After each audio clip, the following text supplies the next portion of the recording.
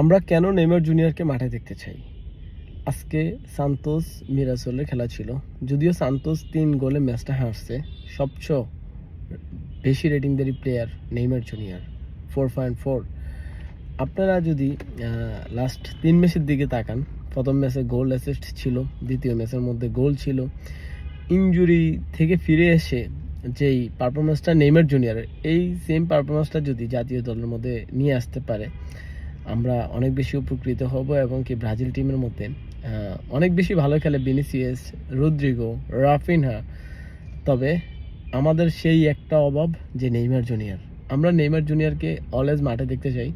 আমরা Neymar fan হিসাবে আমরা সবসময় এটা নিয়ে খুব বেশি চিন্তিত থাকি যে নেইমার জুনিয়র কখন জানি আবার ইনজুরি হয়ে যায়, কখন জানি আবার মাঠ ত্যাগ করতে হয় ইনজুর হয়ে।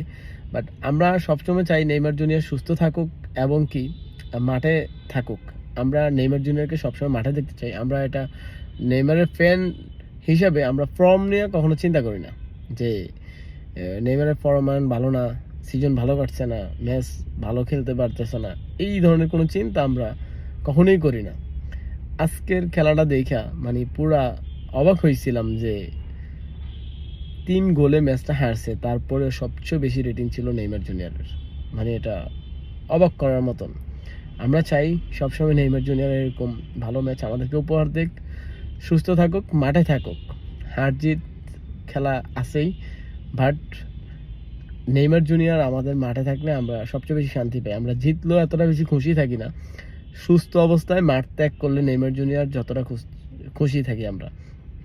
আমরা নেইমার ফ্যান হিসাবে মানে আমরা এমন একটা দল, এমন একটা প্লেয়ারকে ভালোবাসি। আপনারা এটা ভাবতে পারেন যে আমরা হতভাগা, বাট আমরা মনে করি যে আমাদের এই ভালোবাসাটা মানে এমনি এমনিতেই হয় নাই, অনেক কিছু আছে। যাই হোক, আমরা হতভাগা বলেন আর যাই বলেন, আমরা নেইমারকে ভালোবাসি, নেইমারকে মাঠে দেখতে চাই।